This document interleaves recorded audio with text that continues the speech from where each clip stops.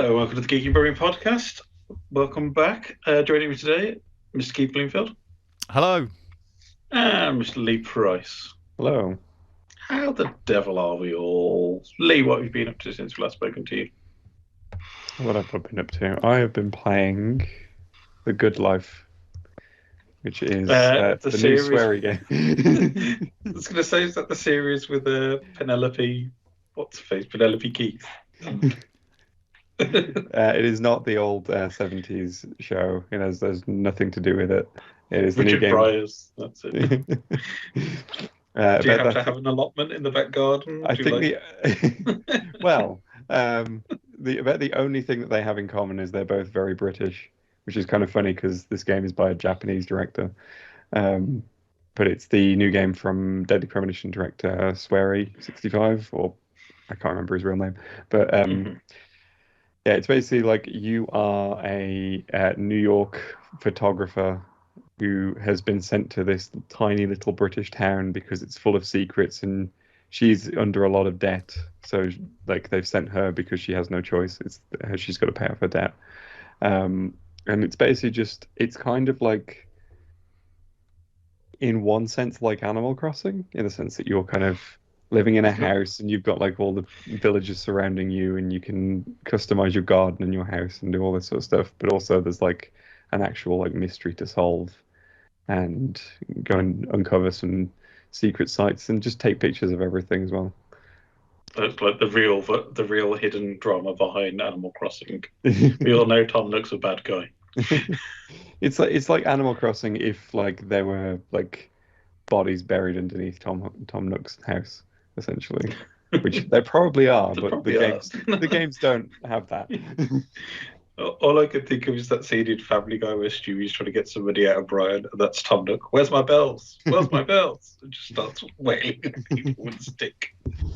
But yeah, it's a really interesting game. Just because, again, even though it's made by like a Japanese team and a Japanese director, like it is very British. Whoever they got to do the localizing was just spot on with everything.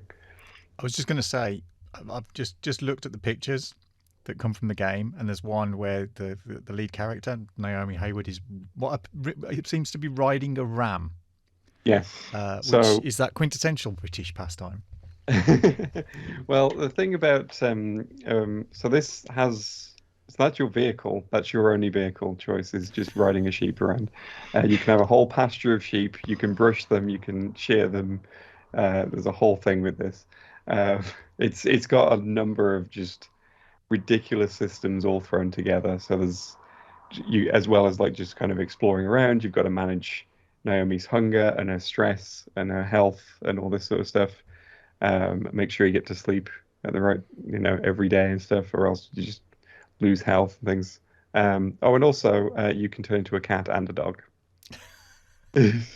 Again, quintessentially British experience there. But like it really does just kind of capture that kind of like sort of backwoods small town British town vibe. Everyone, like, there's just regional accents everywhere. I'm not quite sure where this village is supposed to be set, because there's just every accent is in this game. So it sounds a little bit like Untitled Goose Game, which was an Australian developer, but that got that quintessential British kind of oddness to it. Yeah, that was another game that felt very small town Britain in its presentation, even though, like you say, it was made in Australia. As far as I understand, like Swery was inspired to make this after he visited some small British town like years ago and decided, I want to make a game like this. Like, I'm going to do for Britain what I did with Deadly Premonition to America, and just have that kind of small town vibe going. Less like Twin Peaks in this one, though. Ultimate village vibe, though. Does it have a model village in the town anywhere? It does not, but it does have like a clock tower which has a statue of Britannia in it. Nice. Surprised there isn't actually a model village. Because say knowing sweary, that would be a level where you are like shrunk to the size of the model village, and then like that's one of the levels where you have to ride a miniature sheep around the model village. I mean, he's full of weird ideas like that, so it would not surprise me if he went with it. Because the story gets bizarre. Because I played through the whole game, at least like the main story. There's still like side quests and stuff. You can just kind of hang around and just do stuff for the residents. But the main story just goes to some weird places where you're just like, wait, what just happened here? Like, not to spoil too much, but like, there's aliens at one point, which I did not see coming. Sounds like the guy who wrote Deadly Premonition. Yeah.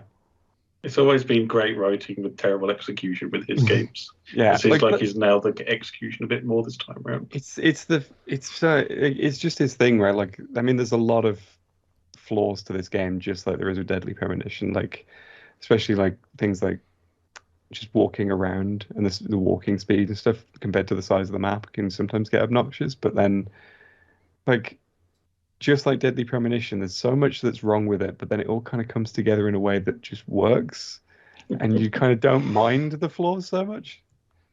You forgive it for its minor niggles, basically. I think though, but I'd rather kind of play games like this where it's like flawed, but like there's a real passion to it, and there's a real kind of you can feel like the creativity flowing through it, rather than something that's super polished but really, really bland, like your average Assassin's Creed. Or Call of Duty. Yeah. Annual release. Yeah. Underscore. Yeah. Yeah. Cool. Yeah. And you got some stuff coming up on the YouTube channel. I believe you've got a very special Halloween video on its way soon. Yeah. So I've been playing through the Little Nightmares games again. I played through the first one earlier this year. Well, the second one earlier this year when it came out. But yeah, there's going to be a video all about the Little Nightmares games for Halloween. It's going to be on Halloween itself rather than the usual time. Awesome. Any other exciting things? Not really at the moment, no. You had a trip down to London, which we'll be talking about in a little bit. Yeah. That's a separate discussion there. Yeah, so all cool. So would you recommend whatever the name of the game is, which I've completely forgotten? It's gone out of my head. The Good Life. Yes. Yeah, I will. I do actually recommend The Good Life. I would say if you enjoyed Deadly Premonition, I would recommend The Good Life. If you did not enjoy Deadly Premonition, I do not recommend The Good Life. It's very much the same kind of sweary vibe where it's like, again, quirky. It's very broken, but very quirky and very interesting. So if you want a broken, quirky mystery adventure, with a bit of Englishness thrown in, sounds perfect. Yep. Yeah, and it's on Game Pass as well. So if you've got Game Pass, you've got. That's where I played it. So awesome. Keith, what have you been up to the last few weeks? I've been catching up with Final Space, but I'm taking it very slowly because I don't want it to end. So every time I watch an episode, I go, I can't watch another one for a week because otherwise it's going to be over and I'm going to have finished it. But this I'm 2 episodes in. That's it. Yeah, I think I'm 3 in now. It's great show. Love it. It's really cool. It seems a lot more coherent than the last series, which was just a MacGuffin hunt. Whereas this one seems to be better. It's kind of building to something big. But it's just cool. I like all the characters. They're all really nicely developed characters, which is really good. I went to the cinema this weekend as well to see a certain Sandy movie, which was equally frustrating and brilliant at the same time. Do I need to insert Hans in a big shout here at some point? Yeah, that was one of the frustrating elements of that particular experience. As regular listeners and viewers will already know, I have no great love for the maestro called Hans Zimmer. But yeah, he kind of stamps his mark all over this movie, which is great. You know, it's its thing. It's kind of cool. Well, but shall we do our review now? Do you want to? Lee, are you going to watch Dune? No. Do you care if we spoil it for you? No. Well, perhaps we shouldn't spoil it for anybody else. Yeah. Because it is. Because we got to wait until the second part comes out as well now. Yeah. Well, there's the 1980s movie. There's been the sci-fi 2000s TV series starring a very young James McAvoy, if I remember correctly, for Children of Dune. Was it? Yeah, yeah. Uh, Which was and terrible. there's been the books, which have been out for a while. So if you've not kind of got into Dune, probably go away and read the book because you'll understand a lot more of the film. And it seems to have been, to me, it's an absolute Denis Villeneuve film. It is a masterpiece of cinematography. It is absolutely beautiful. Every single still out the image you can print out and stick on a wall because it just looks beautiful to be. It feels long, but it doesn't feel long enough at the same time. So there's a lot of pauses. There's lots of contemplation in some of the scenes, which is probably not needed, and they could have put a lot more character development in.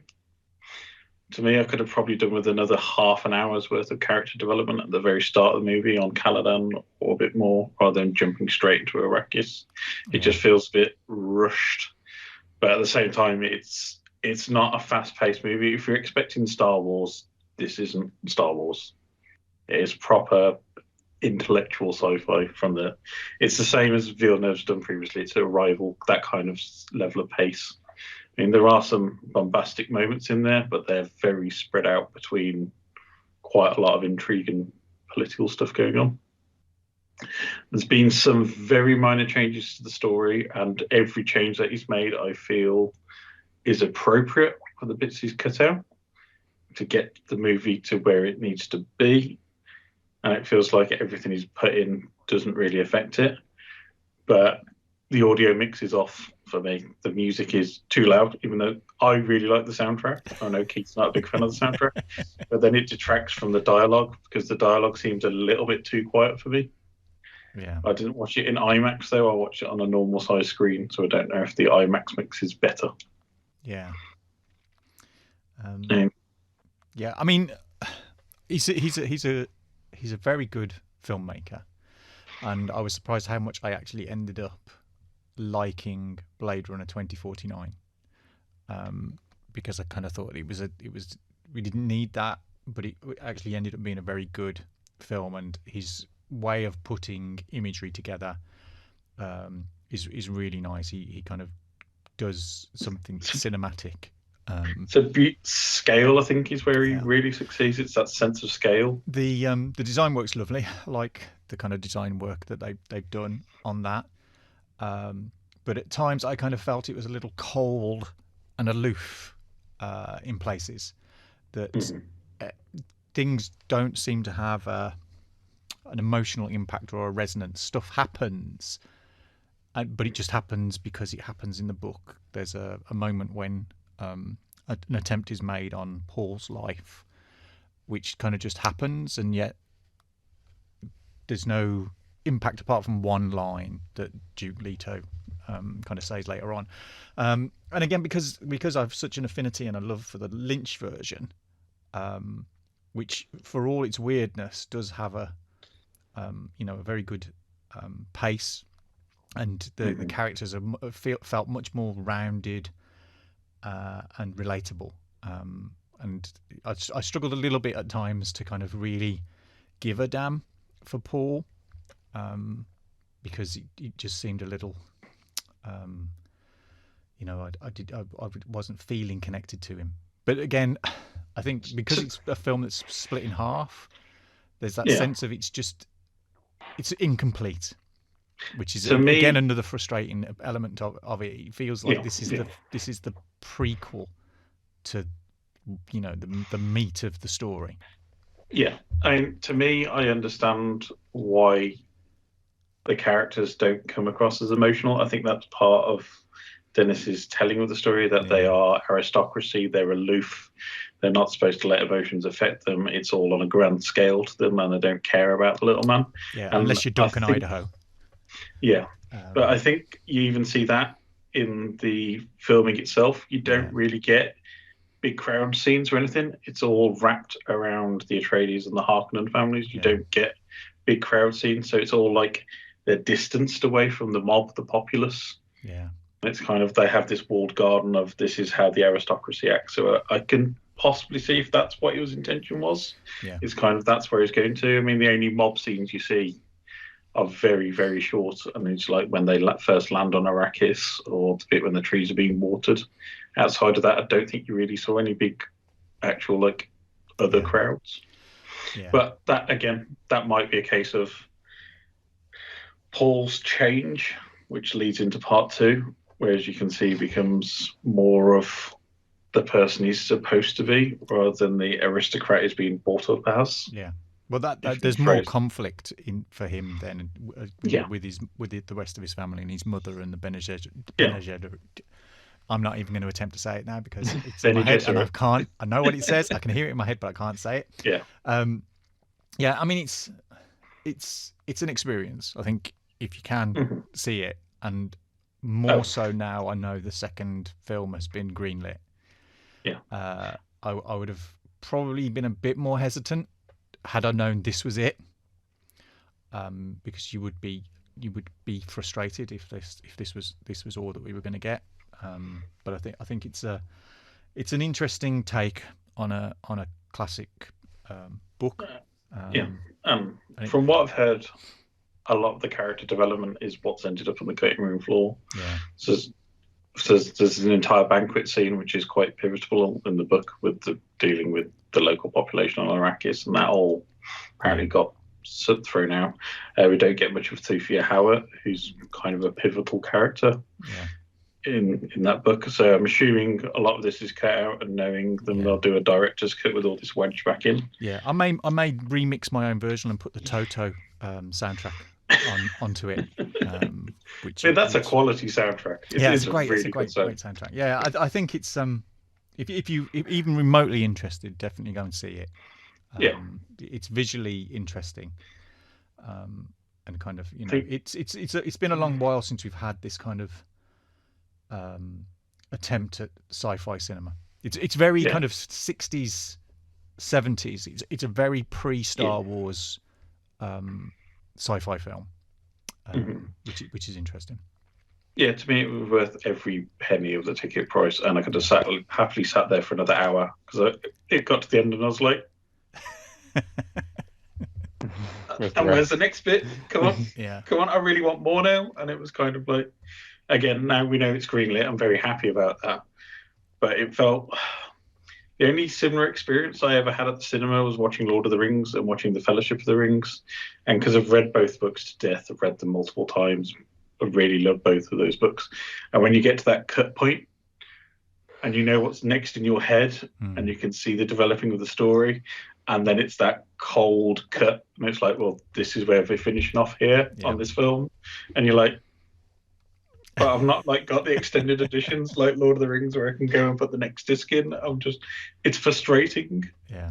The closest I got to that feeling was with the Golden Compass, which one of the many things wrong with that was where it ended, right before the actual ending of the book. At least you've had the BBC series to kind of there is that make that back up. But that's a bit of a shame. It's like the The Witch of the Wardrobe Narnia series of films where they do 3 out the middle of the entire range of books. They do 3, and then the rest of it goes to the bin. It's like, well, there's more books before and after this that you should really need to. I think it's a dangerous game to play, splitting a story up over multiple movies if you aren't certain that you're going to get the remainder, because that will alienate audiences completely if you're only getting half the story.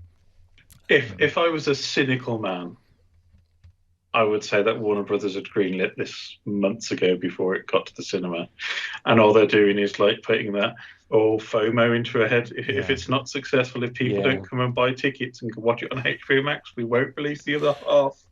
So go and spend your money, and then we might greenlit it. Perhaps it's kind of like when they released the Castlevania Advance Collection recently, and Konami were just like, "Oh, we don't know if there's an audience for new Castlevania games," which was very much a signal of go buy the Advance Collection, and if that sells, then we will make a new one.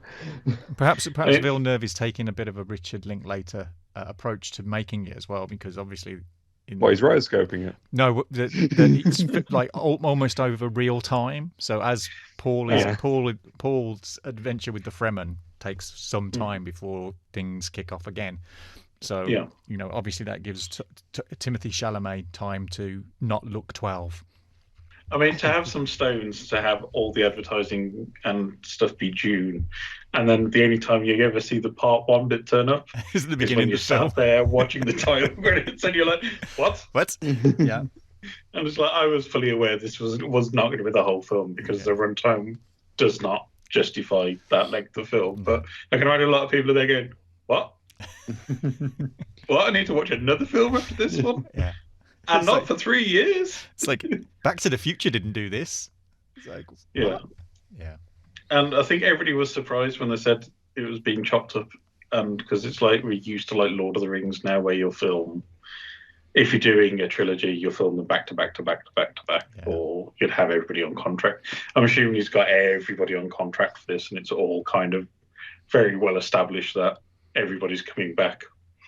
And it'd be interesting to see how they deal with Momoa without any spoilers, because if you've read the books, you'll know what I mean. I'm not saying anything at all. Yes, yeah, but apparently Villeneuve has said he'd love to do it as a trilogy and have this part 1, part 2, and then do Dune Messiah as the third film.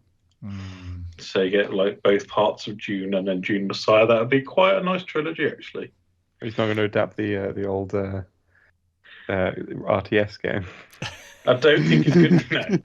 No. And I don't think God Emperor of Dune is going to work on screen, to be honest. It would have some full-on Tremors vibes if they did that, and maybe Slither.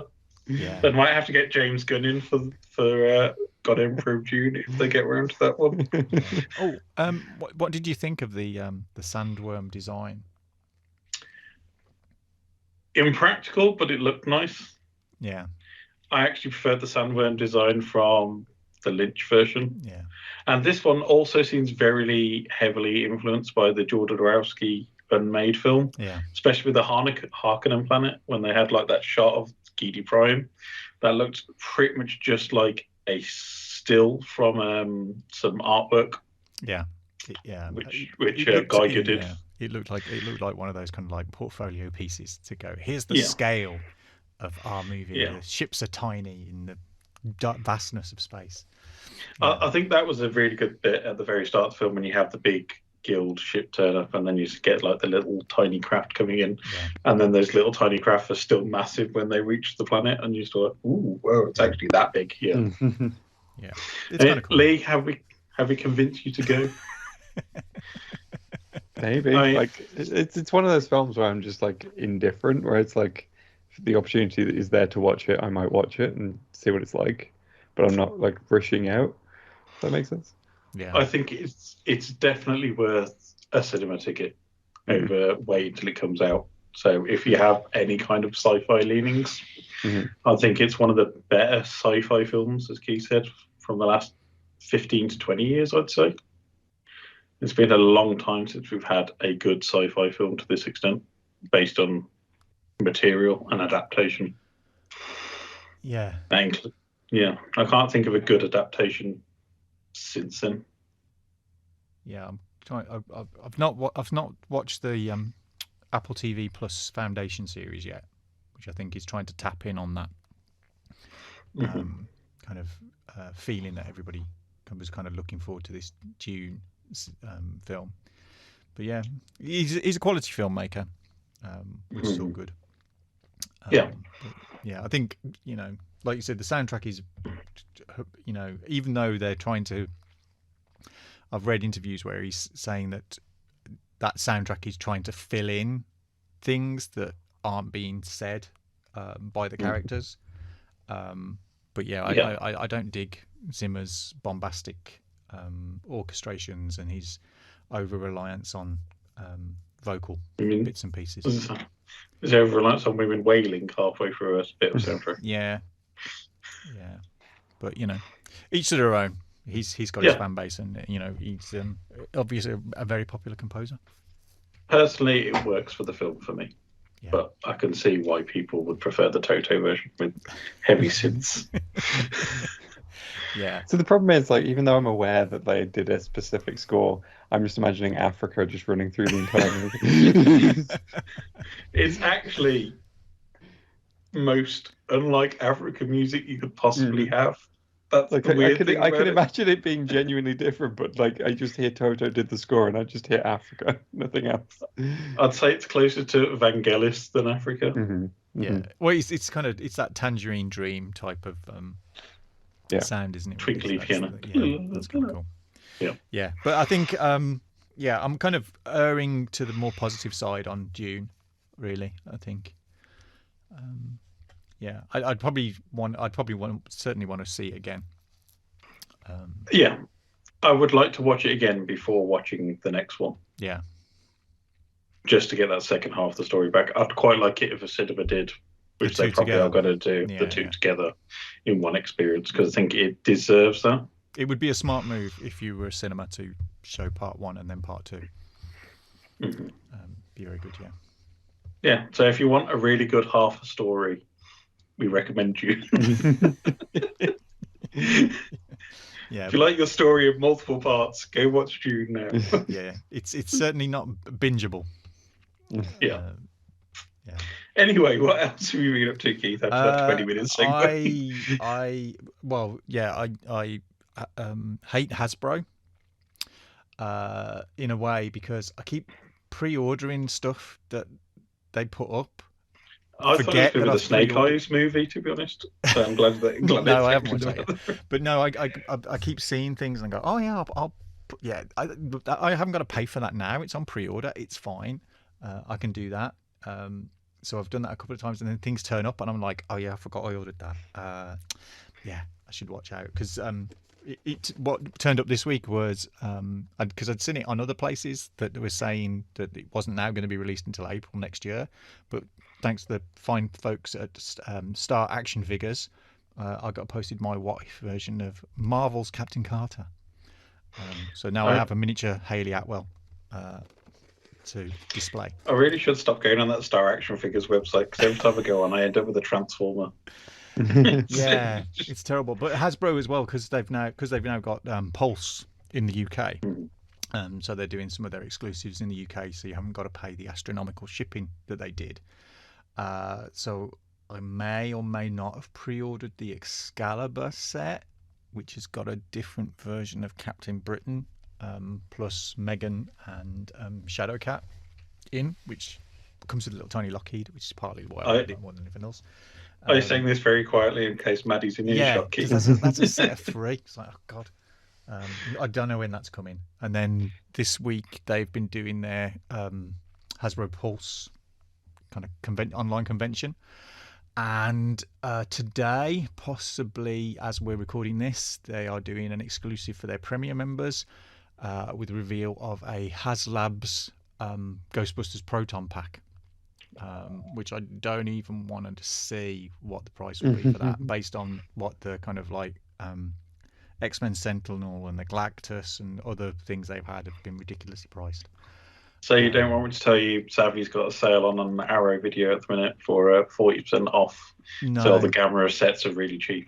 No, well, I've got those on digital, but the other thing that Zavvi were pushing me today, which I almost have pressed click buy on, was a re-release of the Diamond Select Maximilian and Vincent and Bob sets, which came out a few years ago, that disappeared. And why have you not sent me this link? Have I not sent it? Yeah, they've re-releasing them both because they're kind of extortionately expensive on eBay. One moment, caller. But yeah, I'm not sure if it's on pre-order, but they're certainly re-releasing through Diamond Select. And Diamond Select stuff's pretty good. The last thing I had from them was the Iron Giant figure that they did last year, which is good. But I'm kind of like, I've hovered over this buy button for the Vincent and Bob set. Like, can I justify that?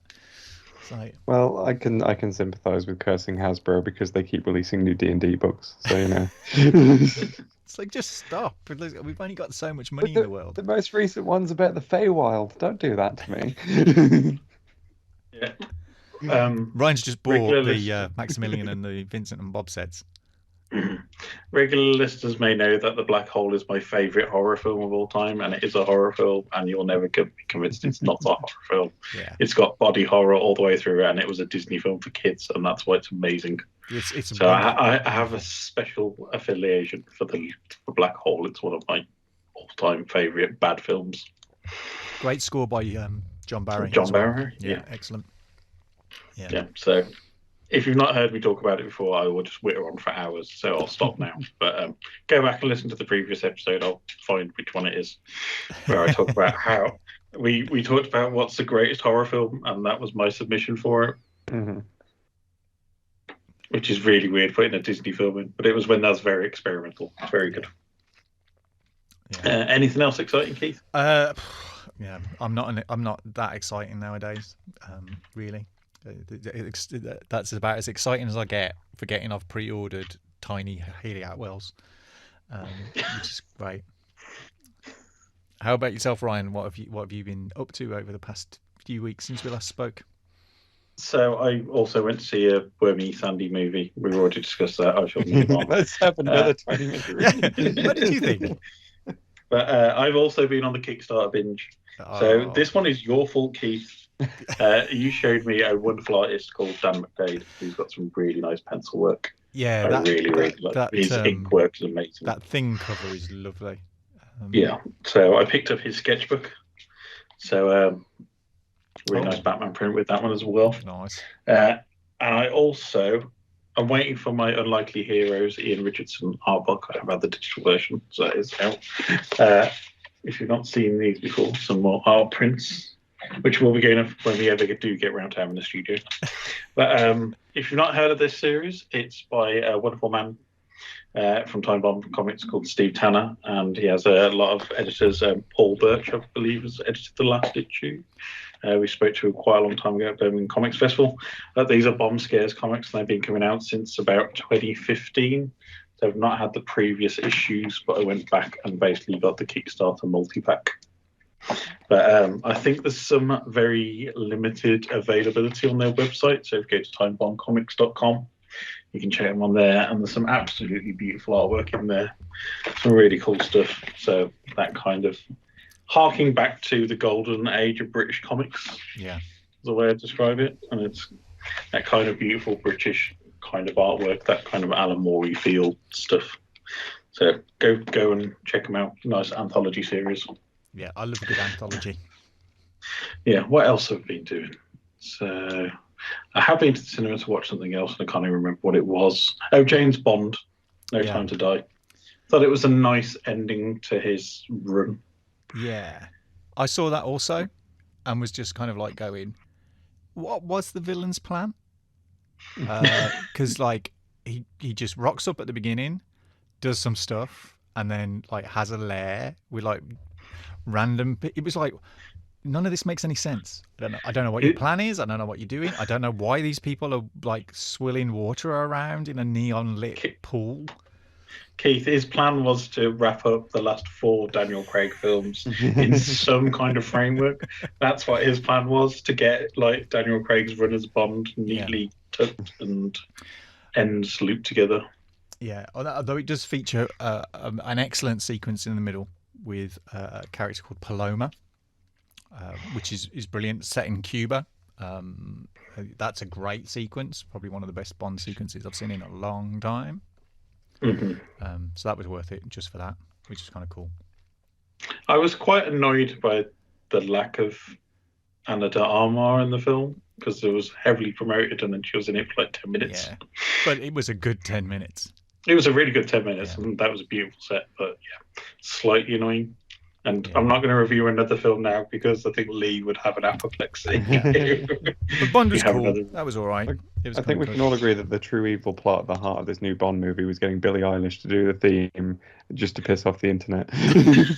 And release it 2 years before the film exactly. came out. That was not fair, because it was due to come out a month after that film. Once it was released. I mean, I quite like it as a Bond theme. It's a good theme, but like it's so funny when you see people just going into a rage that, oh god, they got one of the biggest pop stars in the world to do a Bond theme. That's never happened before. Yeah, who was Duran Duran? I mean, you Yeah. know, I'd never heard of them before. Yeah, if you're annoyed by Billie Eilish, you should be annoyed by Duran Duran. It's the exact same principle. Or Aha. Yeah. Yeah. There's a lovely reprise by a previous Bond song in this film. And I thought that was a really nice, touching moment. And I'm not going to spoil which song it is because it kind of does spoil the film as well. Yeah, I kind of slightly disliked that. Did you? Yeah, because I kind of went. I was of the opinion they went. Remember this other much better Bond movie, which I couldn't get out of my head because that the particular film you're referring to is my personal favorite Bond movie. Mm-hmm. I think it's still holds up after all these years. See, I'm just gonna imagine in my head that Sean Bean shows up and the GoldenEye theme starts playing. Yeah. And they wander around with really big the movie, heads. It's from the game. They get big heads. No, it's actually Madonna. But yeah, I quite liked it. I thought it was quite a nice callback to earlier Bond. Yeah. But yeah, the problem is Bond doesn't work in a modern setting, and he would never work in a modern setting. Yeah. He is a massive misogynist, alcoholic, drunk, who kills people for a living and quite enjoys it. I think that is the central character of Bond. Yeah. And you can't get away from that. I think that was one of the things I definitely thought was like, this would be great if it would have been set in the 60s. Yeah. I think that perhaps that's the way for the reboot of Bond to go and make it a period piece. I think that might be a way to do it. But then you've got Austin Powers being the issue for 60s Bond, because that's why they had to move away from smarmy Pierce Brosnan, because Austin Powers was that good of a pastiche. It actually ruined the Bond franchise from where it was heading, which is why they had to rip everything up and move to Casino Royale. Yeah, I know. I still think if done well, it would work perfectly. Yeah. Perfectly well. If you did a dark Cold War film with Bond in, I think that would work a lot better. Yeah. Than resetting him in a modern age. But talking of Austin Powers, if you've not seen it, the Austin Powers Mass Effect mashup, I'll put the link in the comments somewhere. Did I send that to you in the chat? Yeah. I thought that was the greatest thing I'd ever seen. I saw that wandering around on Twitter the day before, but it was so spot on. Have you seen it, Lee? No, I haven't. You would love it. You would love it. It's the bit with the Mako, which gets that's the bit where I laughed out loud. It's like, it's an accurate representation of the Mako. Yeah. It was spot on. I thought whoever made this is an absolute genius. I know which I can imagine which scene it's in. having played the game and seen the movie. So. Yeah. It was very, very well done. Yeah, it's one of those few times when you see something on the internet and you actually laugh out loud on the bus. Yeah. Commander Austin Shepard. I might do a next playthrough with Commander Austin Shepard. Oh, that's the other thing. I'm playing through Mass Effect Andromeda still. I'm still not liking it. It's kind of got to the stage now where I will finish this because I've just finished playing the trilogy and I need a Mass Effect itch. And it's not scratching it enough. Yeah. But it's kind of passing the time that I can play it. If that makes any kind of logical sense. It probably doesn't explain anything at all. No. But yeah, it's enough in the universe that I'm passively enjoying it, and I don't have to pay too much attention to the storyline because there is no storyline. It's a ringing endorsement of the game, Ryan. Have you played it, Keith? Because no. Finding people who played it is the hard part with Mass Effect. I've only ever seen the animations, and that's enough. Yeah, I don't know if they're all fixed now. Yeah, okay. They are all fixed now. There is still that kind of weird mid 2010s EA film over everything. Yeah, you know when they got really obsessed with putting film grain in everything. And they give you a film grain option, which you turn off, but that doesn't still turn off the film grain. So everything has still got that film grain effect to it. It's kind of one of those EA games. And it's kind of like... So this is why I like that Uncharted does that as an option after you finish the game. You can do it later. It's an unlockable. Maybe that's something for them to do later on. Because everything's digital now and you can patch stuff. They'll have a Tom Holland, Marky Mark No. makeover, so you can No. turn Nathan Drake into No. Tom Holland. Shall we talk about that trailer? Oh God, that trailer! My God, have I got thoughts?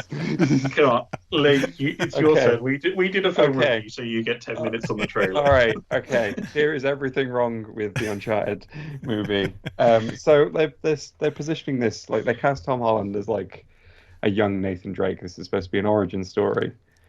I was like, well, no one really wants an origin story of Nathan Drake, but if they do it well, then maybe it'll be all right. And then the trailer comes out and it's full of scenes from the games, and I'm just like, is this an origin story or is this an adaptation? Make up your mind one way or the other. And what's more is they seem to have just thrown in bits of every game for the hell of it. So you've got the plane sequence from Uncharted 3, you've got the pirate stuff from 4, you've got Chloe from 2. Apparently, like from what I see of the villain, he's from 1, and it's like, which are you just piecing it all together? This is a mess. This is going to be horrible when this all comes together. None of this is going to work, and I just don't see Tom Holland as Nathan Drake. And in fact, I would say that them recreating these scenes from the game so well, like in terms of effects and just visuals, but then Tom Holland's there. And he looks even more out of place as a result. Like he looks even worse casting. I was thinking Marky Mark would be your issue with the casting more than anybody else. It's that too, but like you see more of Tom Holland in the trailer, and it's more obvious. And that's so basically it genuinely looks like they've kind of. It looks like a fan trailer where someone's taken clips from the Spider-Man movies and edited them into this plane scene from Uncharted 3. He does not look like he belongs there. He doesn't look like Drake. I mean, obviously, Marky Mark doesn't have the mustache, so he's not believable as Sully. That's the main problem. And I mean, they could CGI a mustache on. We've been known about CGI mustaches previously. Well, that's worked so well in the past. We'll take it off Henry Cavill and put it on Marky Mark. But yeah, it's just it's a weird, and like it's a weird casting decision as well for him because he doesn't look old enough. Like the whole thing with Sully is he's kind of like this slightly seedy old man. And that would fit with Marky Mark. To be honest.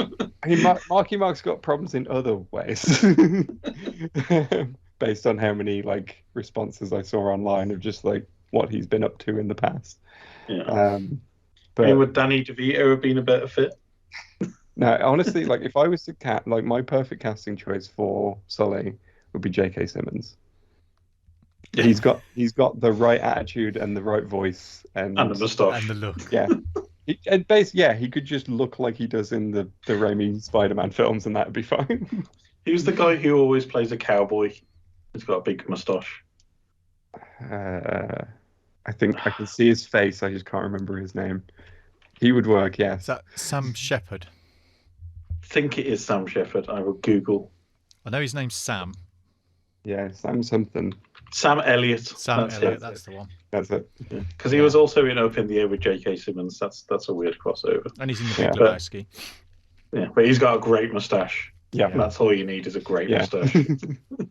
So who would you have as Drake? I mean, like obviously the dream casting is Nathan Fillion, but obviously his age is the problem with stunts and stuff. So I think if he grew a moustache, he could probably work as Sully. Maybe.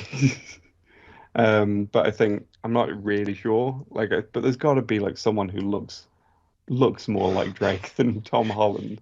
Timothy Chalamet. It's going the other way. Somebody who looks even younger than Tom Holland. Yeah, it's like we can't cast Nathan Fillion because he's too old. Let's swing wildly in the other direction and get someone who looks way too young. Yeah. But I mean, that to be honest, I was going to say that could have been a way that they could have gone. He's like a post games Drake, you know. Yeah. Because Fillion in that fan made film that was on YouTube a few years back, that was perfect. It was brilliant. Yeah. But I was going to say, to be honest, I'm surprised Zendaya just doesn't pop up in it for 10 minutes. That's all she needs to do now. She doesn't play Chloe. Like that, they actually got the casting of Chloe perfectly fine. Like as soon as she showed up, I was like, oh hey, it's Chloe. Like that's when you know you've got the right casting. But like I could not see Drake and Sully in Tom Holland and Mark Wahlberg at all. And this is nothing against Tom Holland as an actor. He just doesn't fit the role. Do you think this is due to the lack of the Funky Bunch? That Marky Mark just does not work without them in attendance. It's going to be a weird sell though when it comes out, because it'll be a good while since there was a game to go with it, and you're kind of thinking, well, if all they're trying to do by casting Tom Holland is get Tom Holland fans to watch this film, I'm not kind of sure it's the film for Tom Holland fans. Mm-hmm. But Keith, will it be that long from a game being released? Yeah, it's Sony. They like to slap a game out when there's a film out, which you've seen from the Spider-Man stuff. Well, I mean, we've not heard anything yet, but you'll get remastered. That's what's coming. That's what's coming next. The PS5 versions of the Uncharted games. Now in 4K. Which you've now got to pay an extra £10 for, rather than just an automatic upgrade. With the option to turn Nathan Drake into Tom Holland. Oh, jeez. What would you do if they did that and just retconned him into every other game as a remaster? I would not be happy. It just reminds me of like the Game Awards joke, the one bit where like Nolan North comes out and to present an award, and he's talks about Tom Holland, and it's just like, I look forward to when like your face is above mine in the search results for Nathan Drake. I'm not going to be bitter about that at all. Awesome. So not very promising from what the look is. No. Never mind, there's always other films based on video games coming out soon. There's Sonic 2. But Knuckles isn't going to be sexy in it, apparently. That's what we've learned from Idris Elba recently. So I wasn't trying to be sexy. I heard a cry of pain as if 1,000 furries cried out, and then there was silence. Yeah.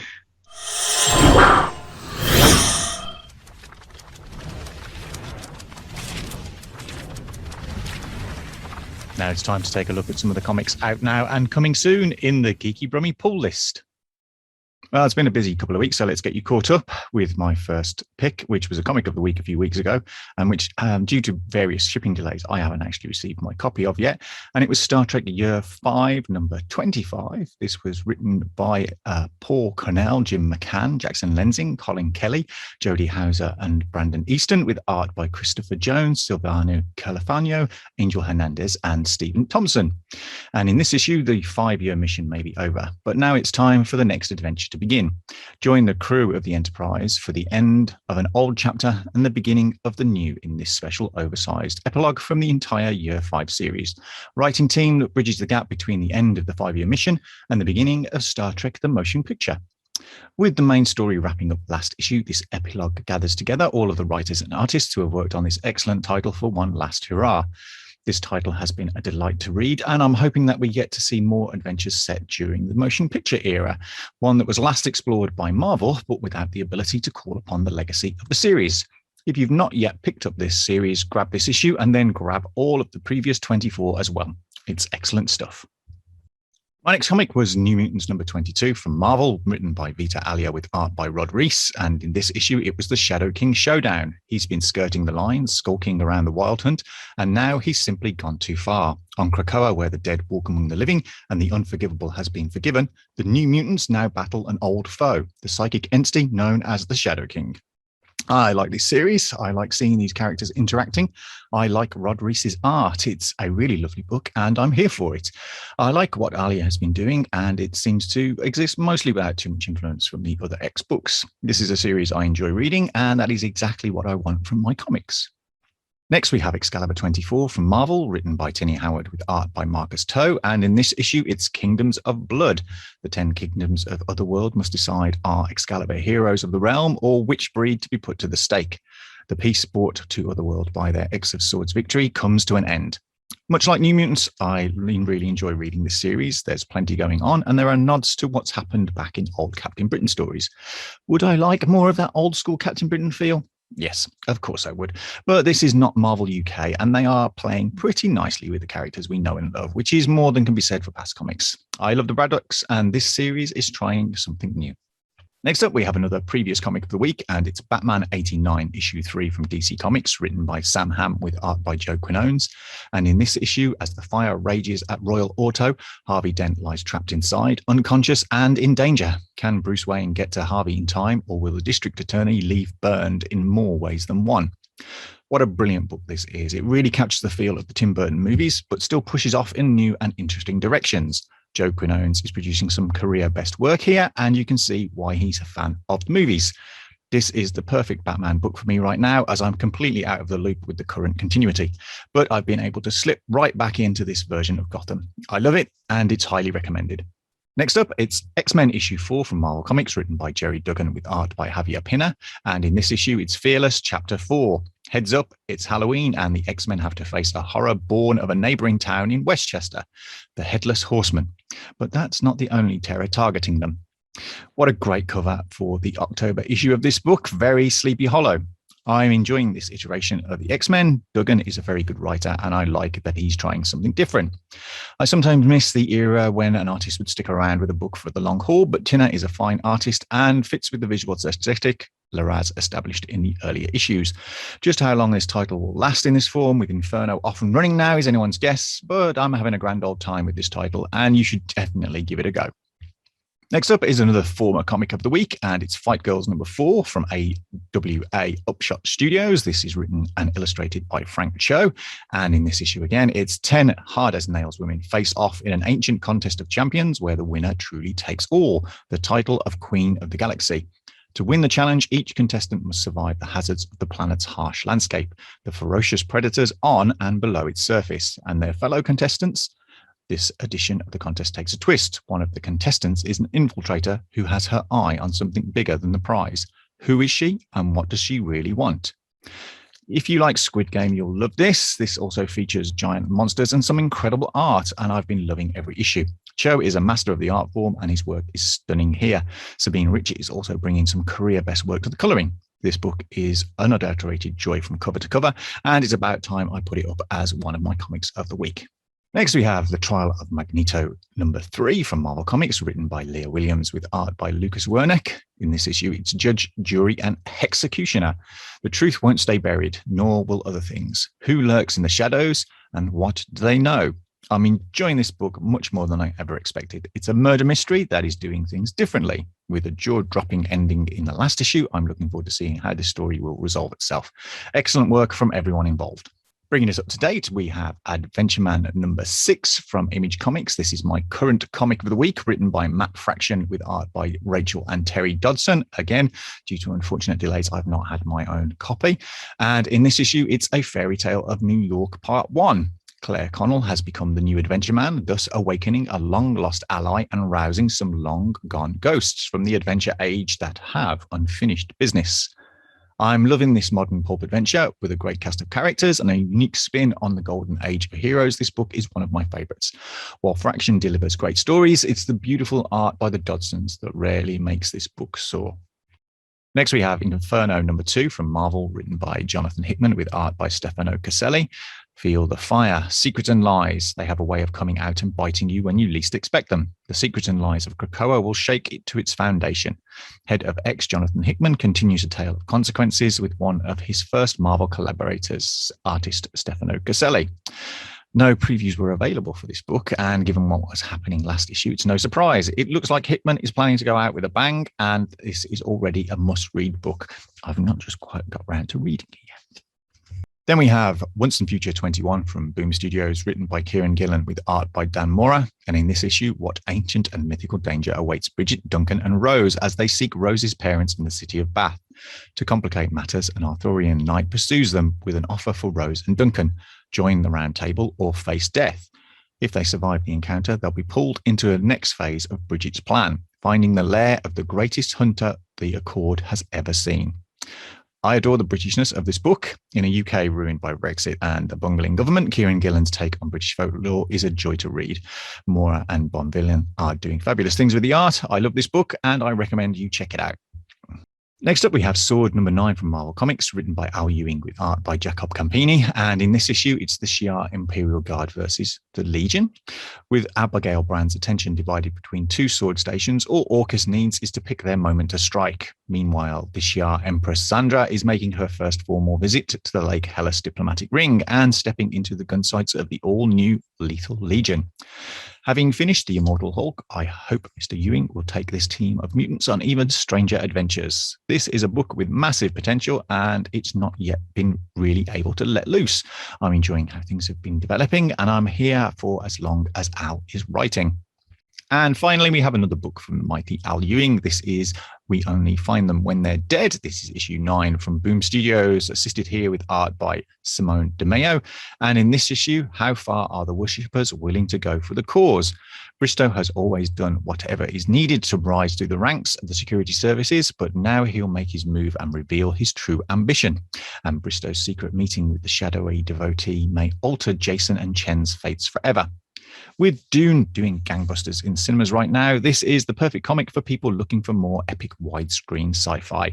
Al Ewing is building a fascinating new world, and Simone DeMeo is delivering some spectacularly lush arc. Prepare to be in awe.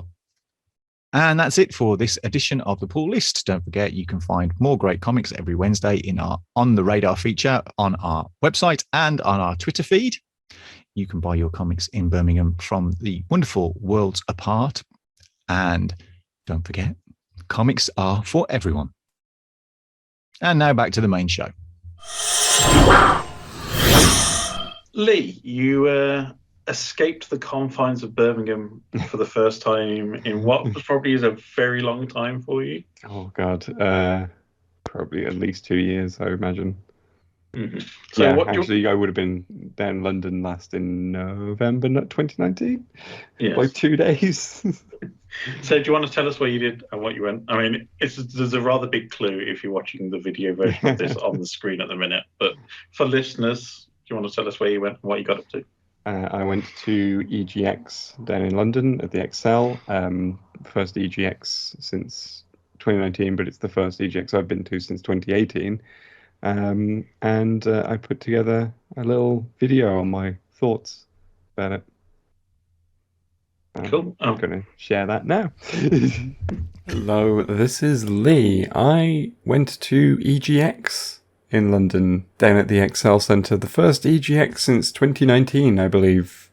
I'm not sure if there was a Rezzed event earlier this year, but this was definitely the first big EGX that they did. And yeah, I went down to that, and first big event of any kind since March 2020 of last year. In fact, pretty much one of the first times I've left the house since March 2020. So there is that, like, beyond just going to like the shops. So yeah, like the first big trip out, going all the way to London. That was quite ambitious of me.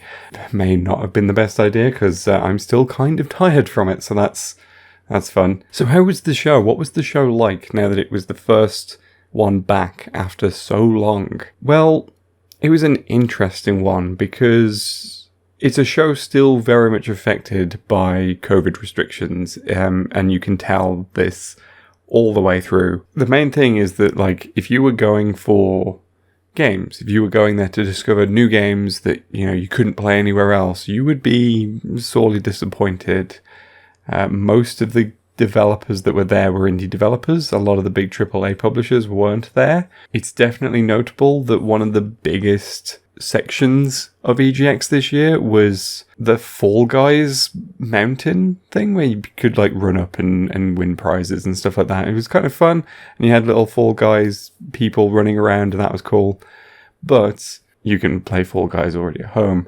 And same with a lot of the indie stuff. A lot of it was stuff that was already out. Some of it was stuff that, if it's not out, it's got a very publicly available demo, and it kind of makes you wonder what the point of going all the way to London to play that stuff is. That's not to say it was bad, but it definitely, if that's your reason for going to EGX, it was a letdown. There was definitely some interesting stuff there. I feel the most interesting stuff that was there this year was the Left Field collection. There was a lot of really interesting stuff that I played there.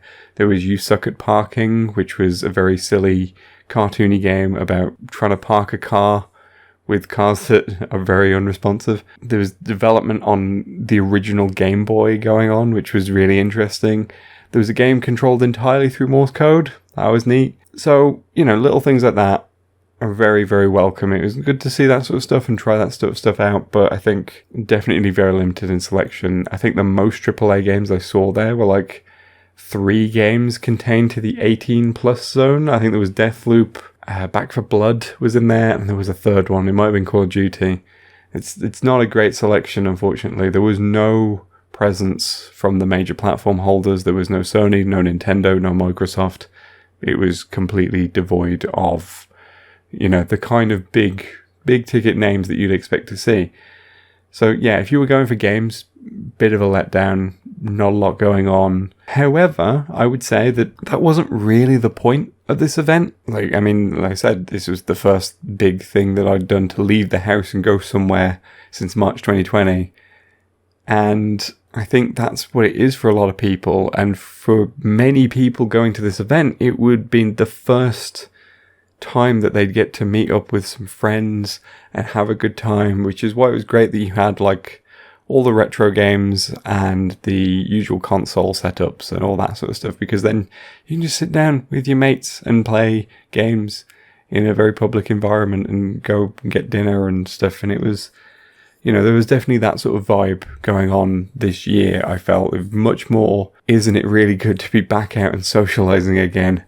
Oh man, I've missed this. There was a lot more of that going on this year. That's always been a thing. Like, people go to conventions because they want to have a social experience. But this EGX was pretty much all social experiences, just because you were trying to work with what was there. Obviously, it's not the fault of EGX organisers at all, because they did the best that they could with the limitations that they had. Like, everything that they could possibly have there was there. They still had the career section where you could, learn how to, get into the games industry. That was good. Great to have those talks and stuff. In fact, panels in general, very, very good. There's a couple that I saw while I was there. I saw a really good one with the comms director from Yuki, the community manager for Safe in Our World, and Ellen Rose from Outside Extra, just talking about mental health and video games. It's a topic that's very important to me. I've made videos on my YouTube channel which are about that very subject, and having that at a very public event was good, and it was great to go and speak to at least a couple of them afterwards, and just sort of thanking them for putting on that talk, especially like being the show that it was after so long. It was good to have that kind of acknowledgement. Maybe we're not all in the right mental state right now still, and we're kind of relearning a lot of things. So that was good. Also a really good talk about the relationship between Twitch streamers and developers and that sort of thing, and that was really cool. A bunch of people on that one. You had community managers from like Sega and CodeSync that were there. You had like actual streamers, like Trista Bytes was on there, and it was just a really interesting talk because you actually got to see some real interaction, and it was kind of encouraging as a content creator to watch something like that. And I think that, for me, is why this EGX was important to have back. Like, there's probably a feeling amongst some people that the limited selection of games might raise questions of what was the point of doing this, but that ultimately, for me, was the point of it. We're trying to bring back a social experience and just have those conversations again and start building that community around games again. And it was really nice to be there, even if it was limited. Very, very exhausting, though. But we've got more events coming up. It's really, really cool as well, because right after the event was finished, as I was getting on the train back to Birmingham, the news emerged that EGX Res is no more and is now being replaced with EGX Birmingham.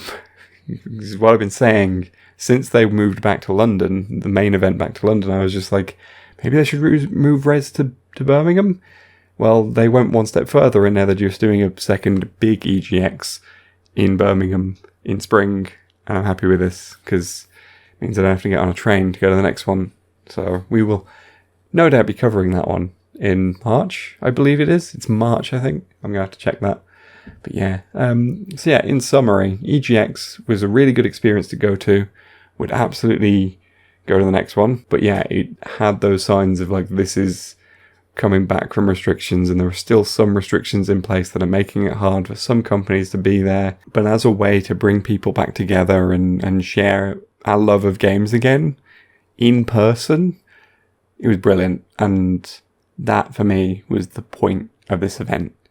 Hopefully though, next year we will have some big games, and we will have the big publishers, and we will have the platform holders there, and it will be a proper big show again. But this was definitely needed after so long. So yeah, that was how I spent my trip to London. Thank you for listening. Bye. So thanks for sharing your wonderful little travel log, shall we say, of EGX. Yeah. And so it's been a very different feeling, as you mentioned, to previous years. Mm-hmm. And it's one of those things where we're kind of in that mixed times. I mean, the before times, there was no restrictions, no nothing. There was no crowd density issues. Mm-hmm. And now we're moving into next year. So I'm going to quickly sum up the Repop events coming for next year as well, because I'll be talking about MCM in a little bit shortly. But so EGX is actually coming back to Birmingham next year, so March the 3rd to the 5th. I think it's replacing the Resd event, which used to be held in London Stocklands. Yeah. So from what I'm seeing is that like Resd is gone, but there seems to be like a new event that's sprung up at the Tobacco Docks. But like that's not affiliated with Repop or anything. It's just, I think, because they saw that the indie specific event was gone, a bunch of people were just like, what if we put on our own indie event? With things and things. Yeah, exactly. But yeah, like it's genuinely good to see that it's coming back to Birmingham, because I think just having like the two shows down in London is just not really a great idea, because the game industry is all over the country, and having it all the events down in London just doesn't make any sense. I mean, we've got like a gaming hub right next to the NEC in Leamington. So it's just weird that, you know, we've had everything down in London. I think bringing it back to Birmingham, and the fact that it's like a full-scale event, because I was like, what they should do is just bring Resd up here, and then it's like, oh, it's a big full-scale EGX. They're just doing 2 of them a year. It's like, oh, that's even better. Yeah, so they are doing a London event, which is September the 22nd to the 25th next year, and that'll be XL, I believe. So probably same place as this year.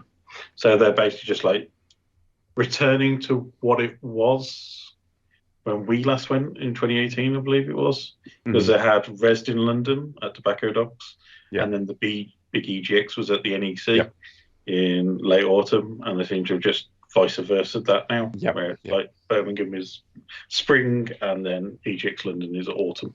It was great, just kind of as I was coming back and just getting on the train, that's when the news came out, and as I was just scrolling through my phone waiting for my train, and I was like, oh, cool. And then just seeing like the London focused people just being like, oh, but I don't want to go to Birmingham. I was like, well, tough, as I'm going back home to Birmingham.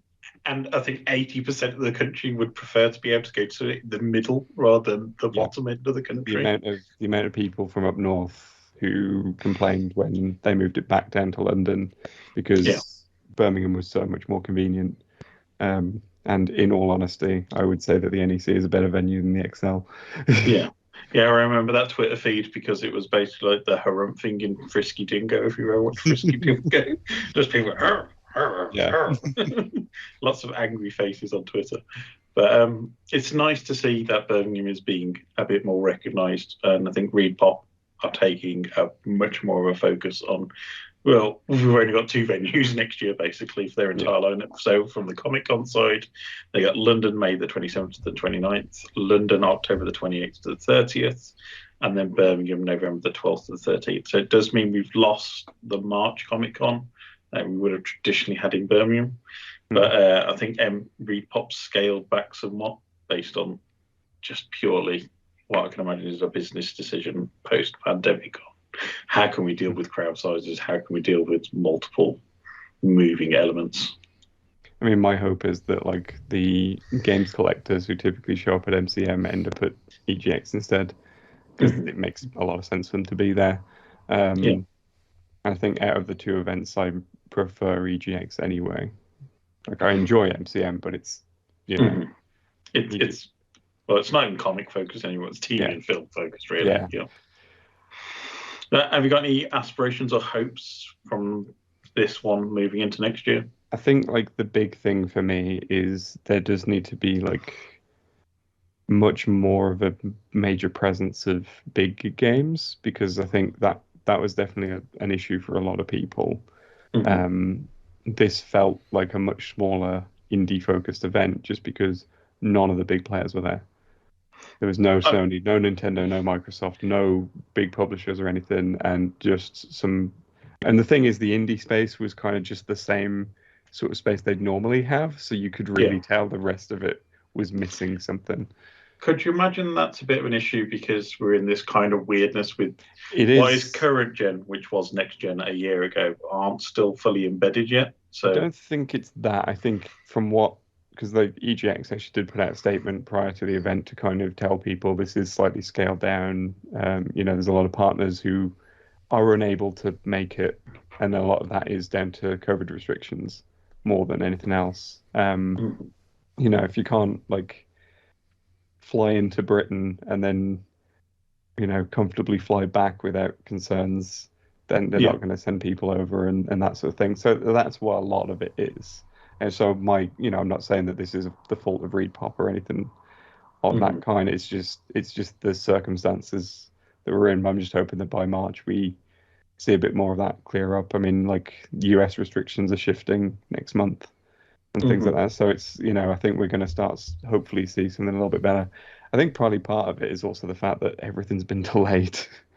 So much so, like barely anyone's got anything to show the end of this year. Like my release schedule that I've got shows next to nothing coming out in the next couple of months, and it's weird. Yeah, which is weird for this time of year, isn't it? Yeah. Because usually the pre holiday season is a big ramp up for all of those. You'll get kind of major like titles. a massive, and there's all of it's been pushed back. So there's no consoles to sell. So the other thing, so I've covered this in my tech roundup previously. There's a massive chip shortage, and it's not just video games consoles. It's affecting PCs. It's affecting embedded system. It's even affecting cars, because most cars now are pretty much a computer with an engine slapped to it. So it's having a massive effect on global industries, the chip shortage, and it's going to be with us for another 6 to 12 months, I think, unfortunately. I mean, I think I can see them Sony and Microsoft at least having a much more of a presence in March, just because more restrictions are lifting. I think like by the time we get into like March, Sony especially, I think are going to have a couple of things coming out that they're going to want to push, and having a big event like that is important to them. But I don't know what's going to happen with like a lot of the other publishers, to be honest. The biggest games that they had this year were like Baldur's Gate 3 and Fall Guys.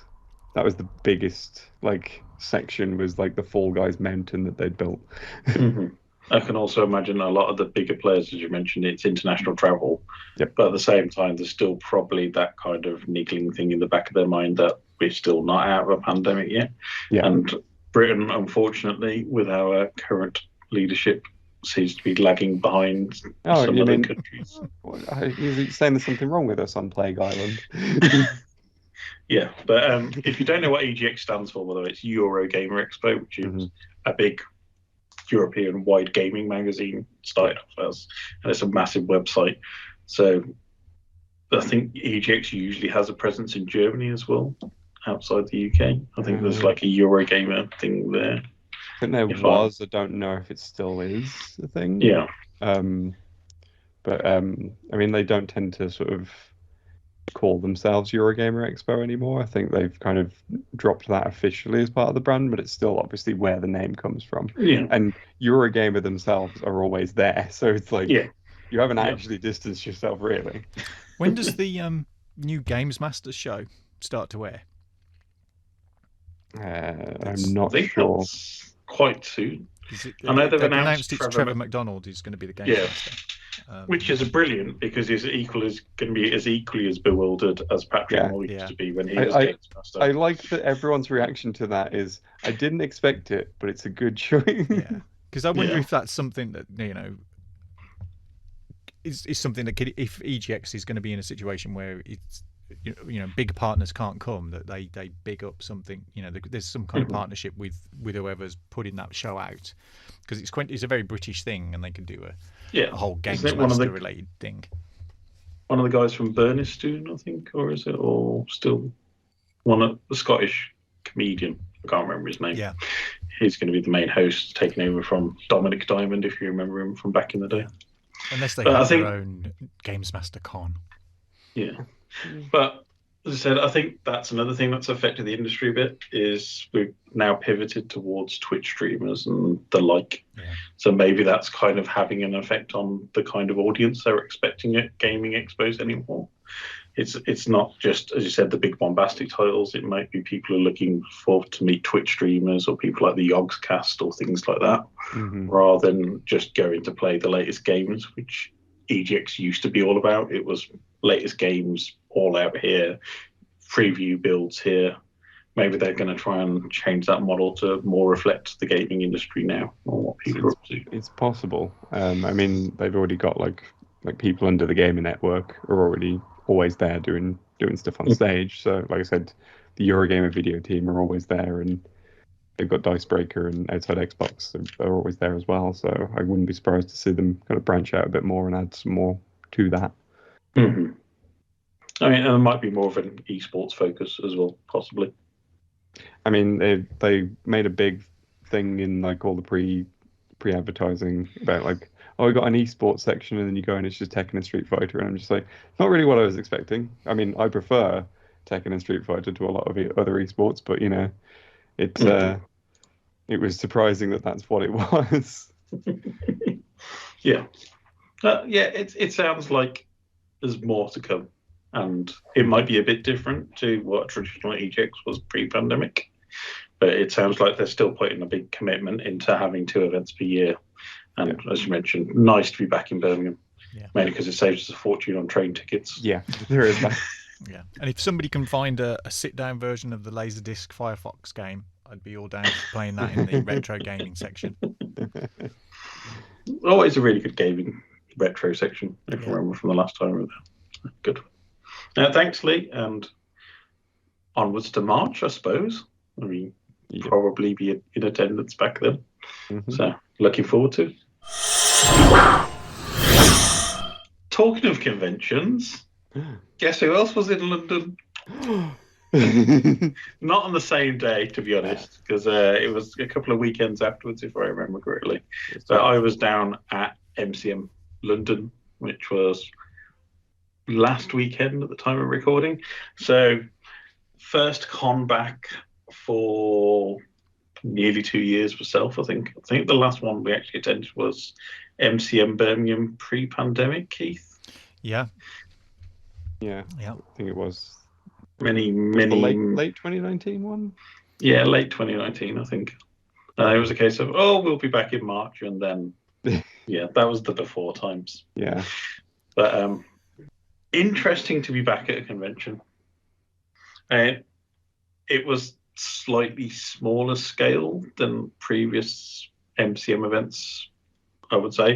It's probably about 60% of the capacity.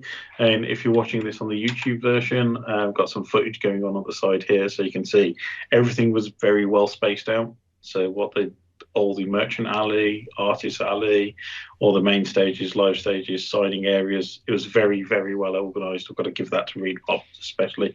Extremely well organised, extremely well policed. I will say it was the same was true of EGX as well. So. Yeah, they seem to have a really good handle on how to make sure that people are done. The autograph area is very well crowd controlled. You have to pre-register for your signings, and there was letting so many people through into the area. There was security barriers, there was cleaning stations. I think every single guest was behind plexiglass to make sure there was no kind of transmission. Everybody had to wear a mask, so it was very, very well arranged. And there was a bit of a low-key focus, and I'll probably have a running counter at the bottom here for the amount of Lady Lokis that you've seen throughout here, because Tom Hiddleston and quite a lot of the cast of Loki from the TV series there. So it was interesting to see that. Probably a little bit lighter on guests than you've had at previous conventions. So it was a little bit low-key. It was low-key, yeah. God, he went there. He did. He went there. I was itching to do it as soon as you said Loki. But to be honest, it was just great to be back, and I really missed that con vibe. You can tell the cosplay, for one thing, the standard has gone through the roof. I think mainly because people being locked inside for an entire year with a glue gun and a sewing machine probably took advantage of how much time they possibly could have. So some absolute fantastic cosplays. For me, there was a Wheel of Time sneaky preview, which was great because, as I mentioned, I love Robert Jordan. I love his work. So I got to see 3 scenes from the upcoming first episode of The Wheel of Time, which is due on Amazon Prime soon. So they had quite a big presence there. There was also a big presence by, I can't remember which beauty brand it was. I think it was Lush. They had like a big pink Japanese blossom garden set up.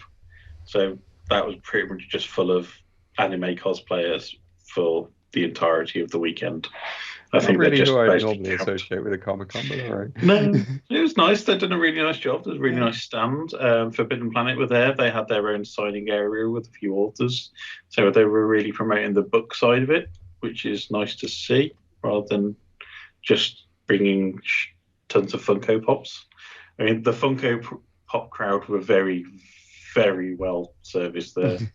I think there was probably about 40% Funko Pops, 20% Japanese food stalls, and then the rest was just a selection of stuff. I mean, I annoyed Keith by sending him pictures of Godzilla stalls because I know he has like a crack habit when it comes to Godzilla figurines. Yeah, it was looked very good. I'm kind of glad I wasn't there. But yeah, I mean, it was split across 2 halls. So if you've ever been to the Excel Centre in London, you pretty much got a boardwalk down the middle of it, this alleyway, and then they basically had the 2 major halls off to each side, and then they were quite long and quite stretched out. So as I said, there was a street food area, there was merchants on both sides, and there was a live stage, a main stage, cosplay stage, and then it was your similar Comic-Con experience, just slightly scaled back is the way I'd say it. I kind of like the kind of more space between things, because it always feels a bit. It always felt a little kind of pressed in. Even in the pre-COVID days, it was always a bit of a squeeze. So I kind of like the idea of spreading it out and hope that maybe that can stay. But again, I guess the lack of guests is down to travel restrictions and all the rest of it. But I think a good part of that was, even though there was a lack of guests from a media point of view, it allowed them to expand the artist alley quite a lot more. Yeah. Because where we've been in the past, it's usually been a single row, and then all the artists are being squeezed together. There's 3 or 4 rows this time, and there's quite a lot of indie artists there, and Glenn Fabry and a few other bigger comic creators, but it was mainly indie artists and self-publishers and smaller press. So that was really good to see. It was really nice to see that volume of small press focus. Yeah, I mean, a lot of people that I follow that were there said they did very, very well. Perhaps even better than a normal MCM. Yeah. So that was good to see. I wouldn't be surprised if a lot of the indie devs at EGX had the same sort of feeling, because like they weren't being overshadowed by the big titles. It was just front and center was the indie stuff. So. I must admit, I did think that the plexiglass pictures that were coming out people were sharing were actually better than the normal photos that come from EGX, because I can never understand. Weird hover hand. Yeah, I can never understand why whoever went. We're going to allow people to spend a massive amount of money to be photographed with a celebrity. What's the worst possible backdrop we could find so that people aren't really going to want to show anybody these photographs of them next to Tom Hiddleston? But I think the plastic plexiglass thing just made people up their game in terms of like doing interesting things. I saw lots of I thought these pictures are really good. It would have been perfect for Chris Pine or Zachary Quinto to do a Star Trek up against the plexiglass kind of thing. But, kind of you can't really have Leonard Nimoy or William Shatner because he's too busy fighting around in space nowadays. Being ignored I mean- by Jeff Bezos. I mean, I will say that it does kind of make it look like Tom Hiddleston's in jail, though. That's the only thing. I mean, that works perfectly with the theme of Loki the TV series. So Yeah. Everyone paying him a visit. But I thought the photographs that were coming out looked really good. It's like, Yeah. these are cool. You kind of thought, oh, this plexiglass screen's going to make it look like, really weird. But they played up to it, and I thought they did a great job of like making these photographs not look less than they would have been normally. I think they've actually ended up being better than what you would have got normally. Yeah, and I think this was a really good first one back, if I describe it that way. I don't know if you felt the same about that with EGX Leigh. It kind of scratched that itch of missing these big conventions and these big things. And I expected it to be slightly scaled back, and it kind of matched my expectations on there. But the crowds were there as well at the same time. Mm-hmm. I mean, they were more distance out, but it was great to see that many people back at a convention. And it was For really me, it was just good to be in a convention environment again. Like for me, just the panels and all that was the big thing for me, because they've got some really good panels this year, and getting to speak to a couple of people after them, and they were kind of all expressing just how good it is to just see people again and be in this sort of environment where everyone's there just for the love of games, and it's just good to have that back. Yeah, I think that's the thing with any kind of convention. It's being with people with shared interests is probably quite a rare thing, especially if it's kind of might be a not as well known anime, or you might have cosplayed as somebody from a indie video game, and then people won't know it. But if somebody does recognize it and they have that trick and that little spark of saying, "Oh yeah, I recognize you from that can really cheer a lot of people up." Mm-hmm. And as you said, that common interest thing is so much the part of the Comic-Con scene and the any kind of convention scene, where having that shared passion means that you can find friends. And I know a lot of people who've made a lot of friends at Comic-Cons, and they carried on for years of friendships afterwards, because this is the time to mingle. It's kind of like, this is a little bit like Tinder from nerds, but you're all locked in a room together. Well, it's kind of, I did see, like, especially around like the retro games and stuff, I definitely saw like groups of people there kind of just playing games together, and you kind of got the feeling that like a lot of these people probably only see each other at cons. They probably all live in different parts of the country, and this is just a great way for them to all get together and stuff, and that's what it's for, So even though things were scaled back, you've still got that key part of why we even have these events in the first place. Yeah, and it's something you always see in like the build up to an event in like Facebook groups or Discord chat groups, where you'll have people say, right, I'm turning up as this kind of character on this day, or they'll arrange like a Final Fantasy cosplay photo group at a certain time.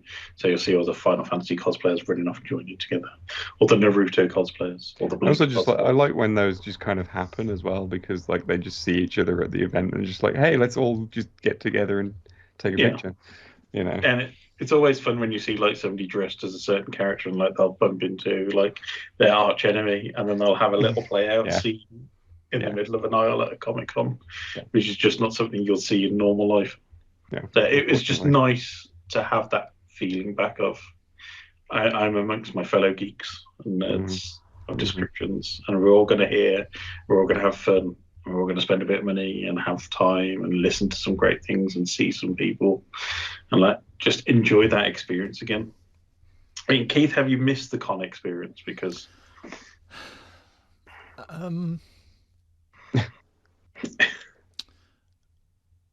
yes and no, because it's one of those things that it's great to go, but it is often frustrating from a purely budgetary point of view, because you see so many people there that you want to support, particularly amongst the indie stuff, and it's a bit easier to regulate it when you're kind of a behind a screen with Kickstarters. You can kind of go, I'm going to put my money here and there. But when you're walking down Artist Alley and you just go, oh, that's so nice, and that's so nice, and that's so nice, and that's so nice, and it's like, when you're looking the artist in the eye, yeah, and you kind of go into saying, I've got £3 left. Yeah.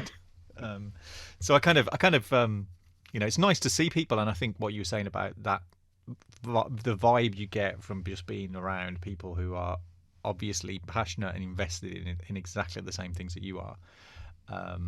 But I don't miss the sudden need to kind of win the lottery as a result of doing it. Yeah, I mean, I know quite a few friends again who like put piggy banks and saving accounts, especially just for cons, because you will always see them. They will spend like a fortune on a custom lightsaber or something, because that's what they've been saving for all year. This is their kind of holiday. This is their breakaway, so that they know that they're going to be spending extortionate sums of money. Yeah. It was just nice to be back, and it gives me real confidence for next year as well. I said it was very well handled, very well marshalled. Everybody who went in had to have a COVID pass or recent negative COVID test. I think it was like they'd had to have a negative COVID test within the last 24 hours, or you'd proof your double vaccination. Sounds like the same restrictions EGX had. Cool. Yeah, we're actually off to the Birmingham MCM in a couple of weeks. Yeah, so it's not that long away at all. Yeah. No, to about a fortnight. So that'll be interesting to see how they handle it up at the NEC. See how that works. Yeah, and I'm assuming it's going to be very similar, hopefully. I really hope it's going to be. It seems to be very well marshalled event. Yeah. So, unlike the trains there and back, which will be an absolute pandemonium, but still. So I believe it's the 13th and 14th it's on, and if I remember correctly, Saturday General and Saturday Priority tickets are already sold out. Weekend tickets are already sold out, but there are still Sunday tickets available. So Sunday Priority entry starts at 10. General entry, they've actually pushed this back because it usually starts an hour later. They've actually moved it till 12 now. So it's a bit more of a break if you feel like you have that priority entry. And I think they're doing family packages as well, which is 2 children and 2 adults for a £35 bundle, which is not a bad deal at all, to be honest. I think regular prices is priority is £18.50, £13.50 for adults, £5 for children. The only thing with child badges, which is 4 to 10, there's got to be a purchase of an adult's ticket as well. As you can probably expect, they don't want 9-year-olds running around on their own. It's not Avatar: The Last Airbender. You don't want kids running around. But to me, I really look forward to it. And so far announced is Hayden Christensen, who will be appearing in the Obi-Wan show coming up soon, and Ian McDiarmid, who I'm assuming is also probably going to be popping up in the Obi-Wan TV series, or might be in multiple other things. Well, they've only recently announced as well that he's Hayden Christensen will also be in the Ahsoka show, which will be interesting because that happens post Return of the Jedi. So how that will work, whether it will be flashbacks Force or ghosts, would be kind of cool. Yeah, but if you don't know who Ian McDiarmid is, he's the Emperor. The dead speak.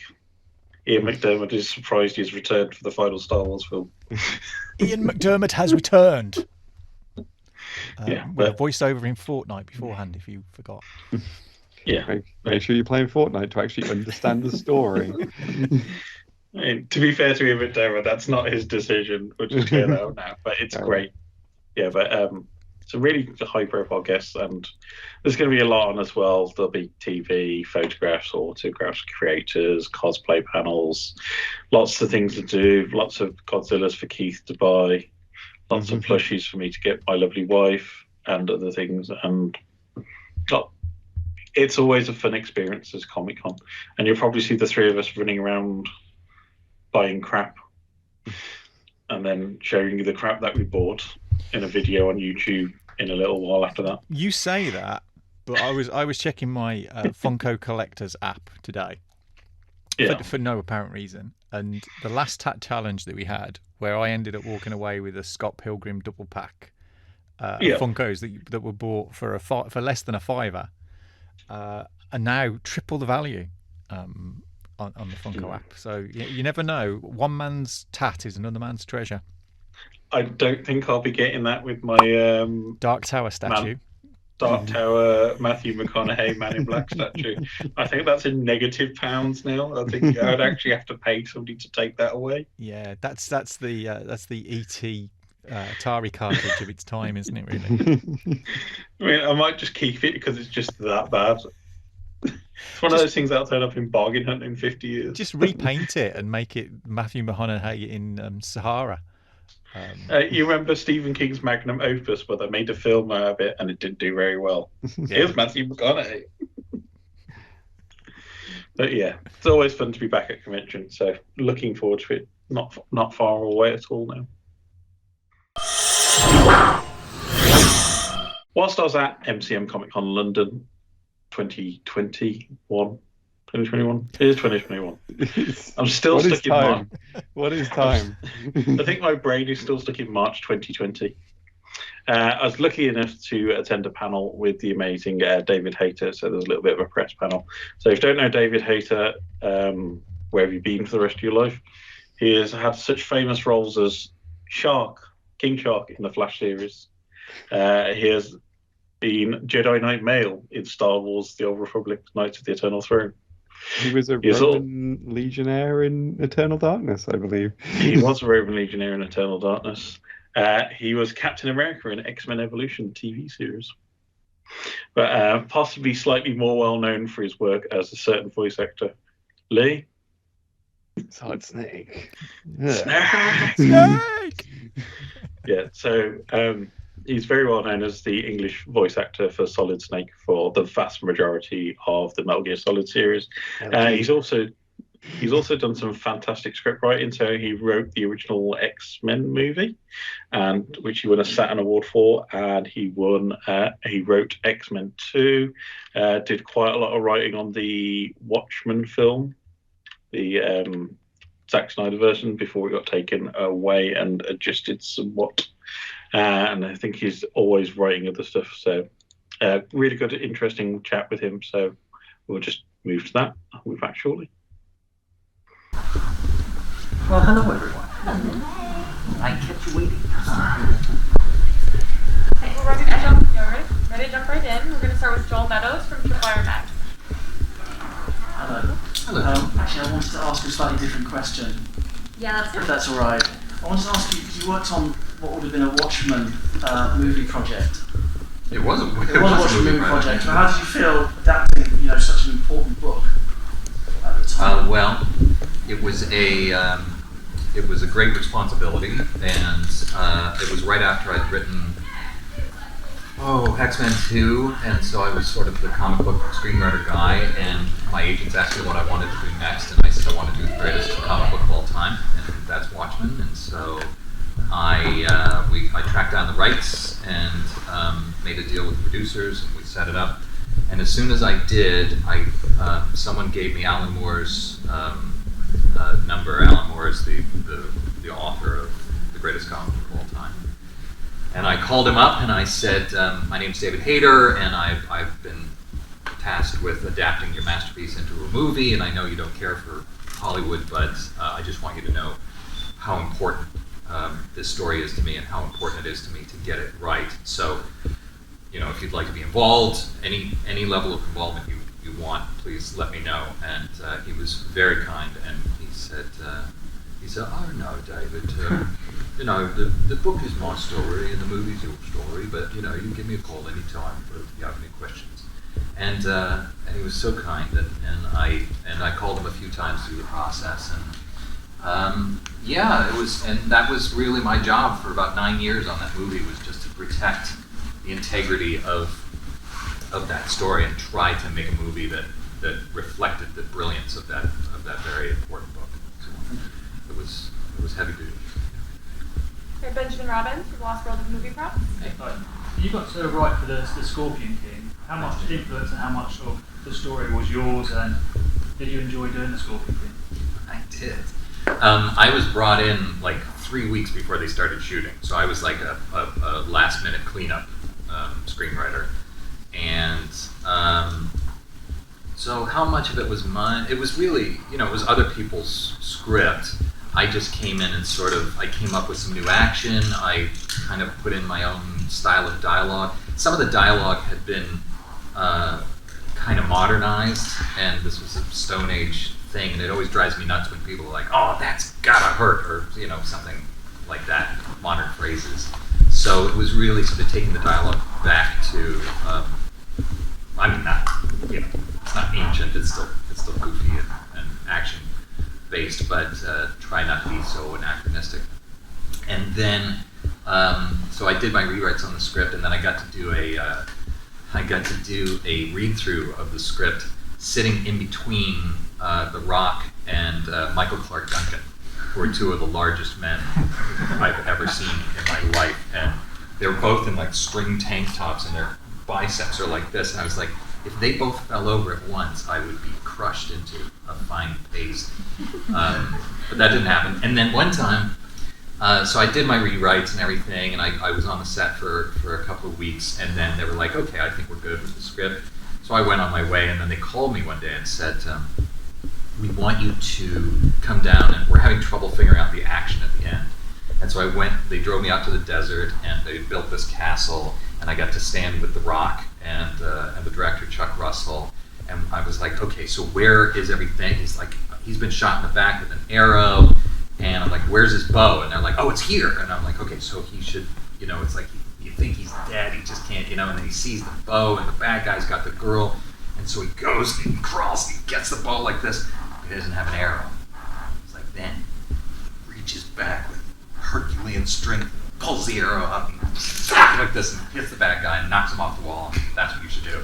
The Rock was like, yeah, like that. So it was super fun.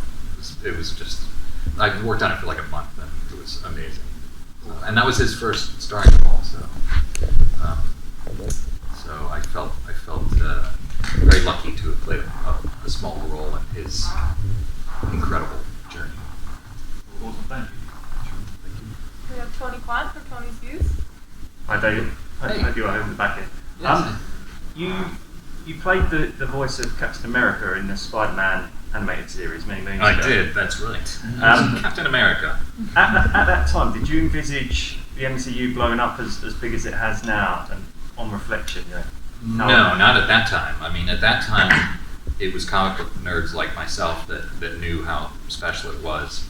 But when I worked on the X-Men movie, and once that came out and was a hit, and then they started, asking me about comic book properties, I was like, the studios, I was like, you have no idea the amount of material that can be mined from this.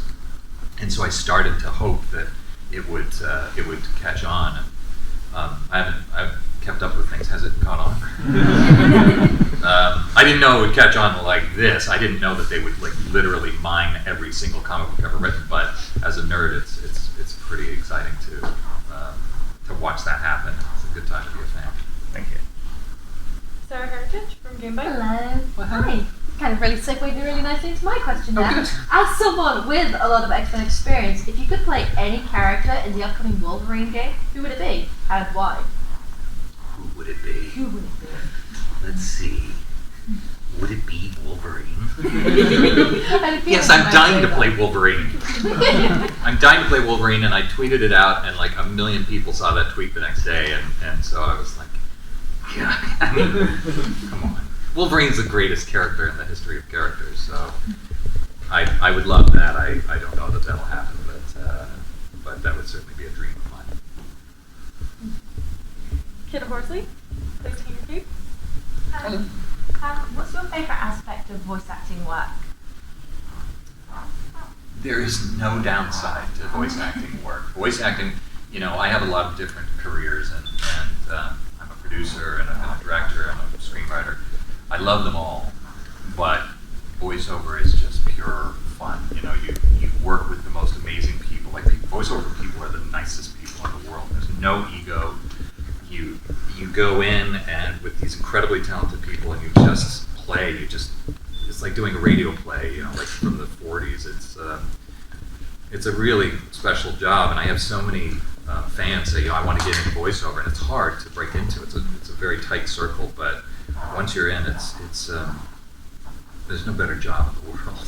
So yeah, I kind of love it all. Also, they got little muffins, in the booth, and you can wear your pajamas, and you don't have to shave, and literally the upsides are endless. Yeah, it's pretty unbeatable. All right, we're open floor now.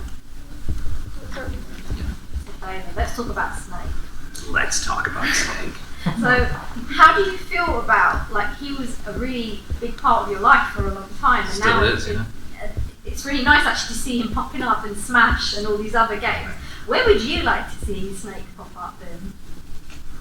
Well, I mean, first of all, Snake has had a massive impact on my life, my career. It's been, I do cameos, I do cons, I constantly am talking like Snake, and I would love to see more games being made, those epic games, and I'm looking forward to Jordan Vogt Roberts' movie, and it'd be kind of nice to see Snake grow beyond just the gamer community, although he's obviously had a big impact there.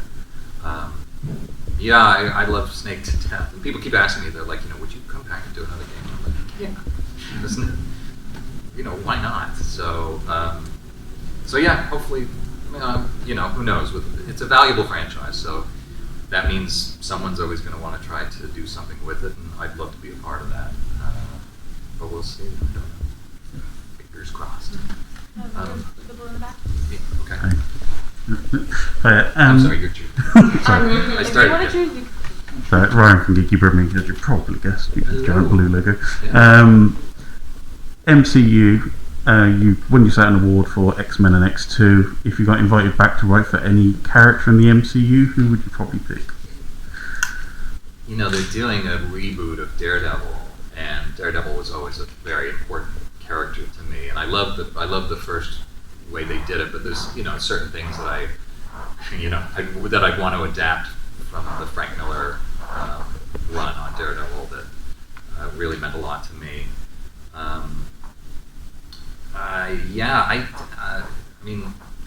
That's really the one. But there's so many. Any opportunity. I'm not sure what Kevin Feige's plans are for the next phase. As the current crop of Avengers movies, have come to an end. It's like, what are we going to do with all those characters? I think there's just endless opportunity, as there were in the comic books. To just reinvent them and try different things with them. So it's kind of a wishy-washy answer, but pretty much anybody. We do have time for one more, so if you want to pick. Well, I cut him off. We spoke a bit about Snake before. You mentioned the live action movie that's coming out. Yeah. I wanted to know what you thought of the casting of Oscar Isaac as Snake. Well, Oscar Isaac is, obviously, one of the biggest movie stars in the world right now, and he's a perfect everyman, and I think he's an extremely strong choice for it. I'd be very excited to see what he does with it. I think it's great. Well, he hasn't. He says he's a fan, so I guess he knows who I am. But no, I haven't spoken to Oscar Isaac about it. But I went to a speakeasy in Hollywood, and I had drinks with Jordan Vogt Roberts for about 4 hours, and we had a lot of drinks, and we talked for a long time about Metal Gear, and he is a huge fan, and like a genuine fan. So I feel like the movie's in very, very good hands, and I'm excited to see what's to be done with it. But I don't really know much about it beyond that. Of course. You sure that's it? Oh, come on, just One short quick one. all right, you with the orange. Okay, well. So, sorry. Yeah. Obviously, you voiced King Shark in The Flash. Yeah, where's the Flash? If given the opportunity, would you have voiced King Shark in James Gunn's Suicide Squad? Well, no one knows this, but I sent a message to James Gunn because we follow each other on Twitter, and I know him a little bit from Marvel premieres and stuff like that. And I was like, hey, I do play the voice of King Shark on The Flash, and I know, you're going to use him in Suicide Squad, so, if you need any help with King Shark, let me know. And he was like, that's awesome! And then that was the last time. So then I think he went with a bigger name. Sylvester Stallone. Yeah. Oh yes, an up and coming kid. But he was great. So, but yeah, I did chase that one down too. So this is what I do. Thank you so much for your time. I'm All sorry right. we have to wrap Well, there. thank you so much. Thank you. I appreciate it. Thanks. All right. Nice to see you all. Yeah.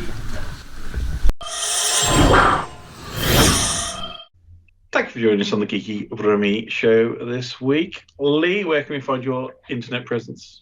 You can find me on YouTube at BobThePetFerret, where I do various different bits of gaming video essays and analysis and reviews and all that sort of stuff. Just come off the back of the Tomb Raider month, and now we've got Halloween video coming up, so all very exciting. You can also find me on Twitter at BobThePetFerret and the Cheap Ferret for personal tweet related things.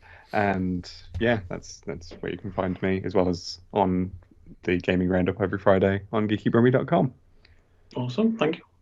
And Keith, where can we find your internet simulacrum? You can find me on Twitter at hardluck_hotel, and then on Wednesdays in the Geeky Brummie Twitter feed, tweeting about floppy magazines that people have drawn inside, and on the blog site as well on the same day, on Instagram at hardluckhotel. Which may or may not at some point feature a picture of me dressed up as a Ghostbuster. I'm not as certain whether this will be anything beyond what people will see if they come to trick and treat, but you know, maybe there's an incentive for you to sign up to my Instagram feed there. You're not waiting for the Hasbro Pulse Special Edition Proton Pack, Keith? No, I'm doing a scratch build. Blue Peter style, getting the toilet rolls out. Which is great, but because of the circuitry shortage at the moment, I can't get a hold of my electronics to do things. But you know, I can wait. There's a Halloween next year. It's a pretty regular thing. There's always time. Ghostbusters Afterlife out, isn't it? So no, and you know, Ghostbusters aren't just for Halloween. Mm-hmm. And you can find my digital presence at Ryan Parrott on Twitter, which is just a retweet feed for Geeky Brummie. You can find foodie stuff whenever that does actually start happening again at Brummie Gourmand. And as Keith has mentioned, you can find me on Tuesdays at the Geeky Brummie Twitter feed, and most Thursdays when I get a chance to do the Tech Roundup and other stuff as well. And you can find us always on Twitter, Instagram, Facebook, all at Geeky Brummie, or you can find us on Twitter for what's going on in the Birmingham area and the surroundings. Geeky Goings On, which is run by the wonderful Viv, who we never talk about enough on this show. She's an amazing, sterling job on that. And don't forget you can find the geekybrummie.com website and YouTube and wherever you're listening to your podcasting services of choice. And I hate this bit. Like, subscribe, share. Do that stuff. I promise not to put an advert in. You can just like, subscribe, share. We won't start selling US stamps or Audible subscriptions or Manscaped. Have you heard of Honey? Have you heard of Raycon? Have you heard of whatever Skillshare? That's the other good one, isn't it? Yeah, that's the thing. If you don't like, subscribe, share, and comment, I will force Lee and Keith to only use Raycon earbuds for the future. No, what we should do as Geeky Brummie is do that kind of old advertisements you used to get in the ABC 123 on the Bristol Road about the carpet shop that was only 500 metres from the cinema. I want to do. Are you hungry? Yeah. Would you like a curry from the local Taj Mahal? Only 200 metres from the cinema. But we should just do like ads for stuff in Birmingham, and that'd be cool. Yeah. I like the concept of, you know, a podcast that is available internationally, only having adverts that serve one specific city. Go to this store in Birmingham, which is whatever distance it is between where you are now and the place. Yeah. Call Birmingham 2442. Or send a self-addressed envelope. Yeah, send a self-addressed envelope with first-class postage to P.O. Box. Yeah. What are we putting on, like old BBC voice announcers voices? It's like British Pathy. Yeah. Ding dong dong dong. Totally railroaded the end of this episode with that. This has been your public service announcement for today. You know, it's stuff. Yes, go and like, subscribe, share, and tell your friends. And if you've enjoyed it, come back for another one. We'll be doing another one soon. But for now, bye. Yeah, please. But for now, bye everybody. Bye, folks. Bye.